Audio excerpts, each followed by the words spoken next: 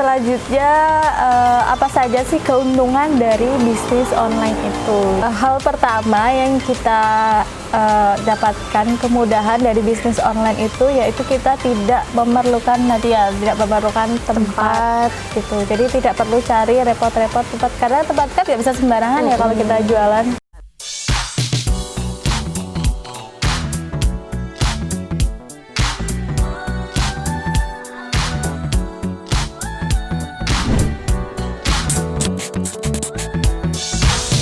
Oke teman-teman, sebelumnya mohon maaf ya kita pindah tempat ya, karena saat ini di luar kebetulan tadi tiba-tiba hujan, tiba-tiba gerimis ya, jadi kita harus pindah tempat karena tadi kan outdoor ya.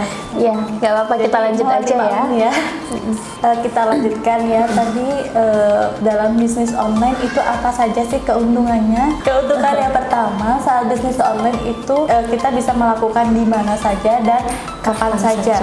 Hal pertama yang kita dapatkan saat menjalankan bisnis online itu adalah kemudahan dalam menjalankannya ya, karena bisnis online ini tidak memerlukan tempat yang strategis dan juga tidak menentukan waktu yang tepat dan tidak ada batasan harinya, jadi semuanya tergantung pada kita gitu. Jadi bebas kalau bisnis online itu biasanya yang penting ada sambungan internet ya, jelas gitu. Untuk keuntungan yang kedua, modalnya itu menyesuaikan isi dompet kita. Jadi untuk modal itu menyesuaikan dengan finansial kita, jadi nggak melulu yang menjalankan bisnis online tuh harus punya modal yang gede ya.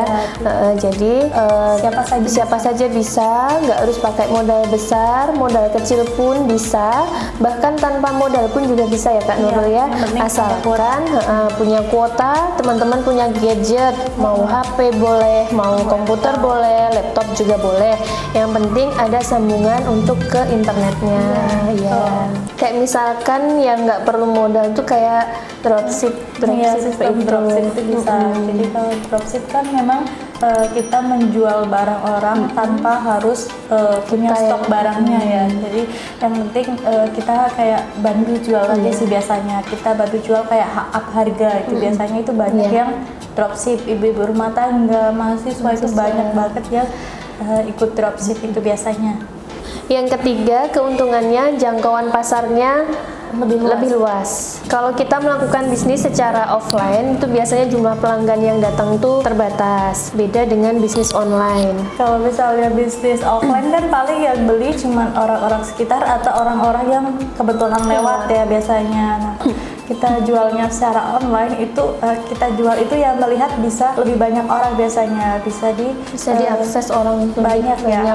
Soalnya misalnya kalau di Instagram pengguna Instagram itu sekarang udah banyak ya, udah rata-rata udah berapa juta itu ya pengikutnya. Jadi yang melihat pasti akan lebih banyak. Begitu juga di marketplace itu juga yang download aplikasinya juga di seluruh Indonesia ya. Jadi pembelinya juga pasti akan lebih banyak. Jadi bedanya kalau untuk bisnis secara offline itu biasanya karena pelanggannya tadi terbatas, itu keuntungannya juga relatif lebih kecil.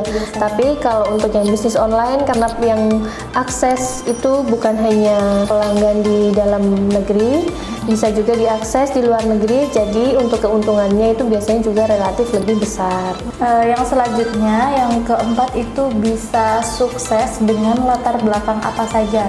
Jadi untuk orang yang pengen memulai bisnis online itu tidak harus memiliki kemampuan bisnis atau berlatar belakang pendidikan seperti bisnis atau manajemen. Tapi semua orang itu bisa untuk berbisnis online itu, apapun latar belakangnya itu bisa. Yang penting ada kemauan ya. Nah, agar bisa bisnis online itu memang kita juga harus banyak belajar dari yang sudah memulai bisnis lebih awal ya. Itu bisa juga kita belajar dari forum, dari website, dari YouTube juga banyak itu yang sudah sukses dan berbagi informasi, berbagi pengalaman di sana itu juga banyak. Jadi kita juga bisa belajar dari sana gitu.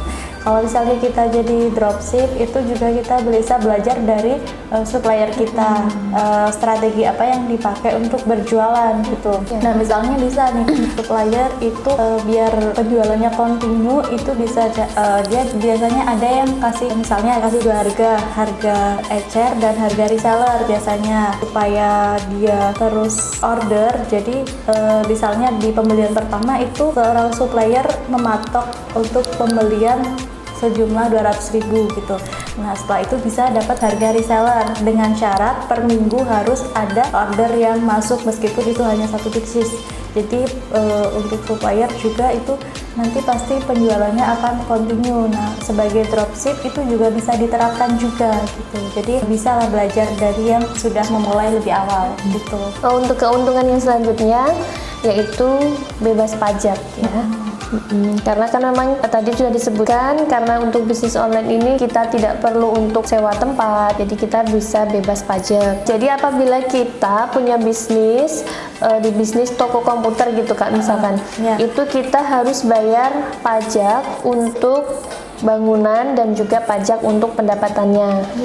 Namun berbeda dengan bisnis online ini, sebesar apapun pendapatannya, asalkan bisnis kita itu berupa bisnis digital, itu kita bebas nggak ada biaya pajak, kita nggak kena pajak itu. Tapi mungkin teman-teman hanya butuh untuk bayar biaya sewa hosting itu dan untuk sewa hosting dan juga untuk domainnya, paling kita bayar itu aja sih. Keuntungan yang selanjutnya itu penghasilan yang melimpah dan di luar dugaan gitu. Jadi kalau kita bisnis online terus kita menjalankan dengan sungguh-sungguh, kita harus telaten ya biasanya dan punya komitmen yang kuat untuk menjalankan, biasanya kemungkinan sukses itu lebih besar.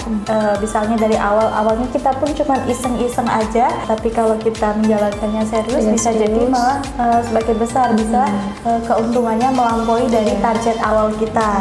Karena kan memang penjualannya kan di seluruh Indonesia, market untuk pasarnya kan luas, jadi yang beli bisa siapa saja dan berapa banyak kan tidak bisa kita kira-kira ya biasanya. Untuk bisnis online ini juga sangat cocok dijalankan untuk sampingan, biasanya itu ya tadi seperti yang dropship itu biasanya banyak untuk sampingan, kayak yang kerja di kantoran bisa itu nanti ditawarin ke teman-teman kantor, itu bisa untuk yang mahasiswa ke teman-teman kuliah juga bisa, atau di luar tempat kuliah juga bisa sebenarnya. Terus ibu-ibu rumah tangga nanti itu bisa kalau pas lagi kumpul arisan, kumpul itu kan bisa ya untuk ditawarin produk yang kita jual itu juga bisa. Jadi bisa untuk penghasilan tambahan. Kalau untuk yang kantor biasanya pengen penghasilannya lebih banyak, itu bisa.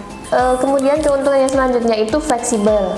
Jadi si pemilik bisnis ini nggak dipatok waktu, kita mau menjalankannya itu terserah kita gitu loh, mau kapan saja, mau di mana saja bisa. Jadi nggak ada patokan untuk waktu menjalankan bisnis ini tuh. Kalau offline kan memang biasanya kita harus kan ada jam bukanya. Kalau offline kan ada jam bukanya, misal buka jam 8 pagi tutup jam 5 sore atau mau jam 9 malam gitu. Tapi kan kalau online kita sendiri yang menentukan gitu, nggak ada patokan waktu. Untuk keuntungan selanjutnya itu proses transaksi bisa dilakukan lebih cepat, karena kalau melalui online kan kalau customernya lagi pilih-pilih kita nggak usah nungguin ya, mereka udah milih sendiri lewat online. Jadi setelah menghubungi kita paling cuma nanya beberapa hal langsung ditransaksi, langsung dibayar. Bayarnya pun sekarang udah banyak yang melalui m-banking gitu, jadi nggak sampai, paling kadang malah nggak sampai 15 menit udah transaksi ya, jadi itu lebih cepat juga, menghemat waktu juga.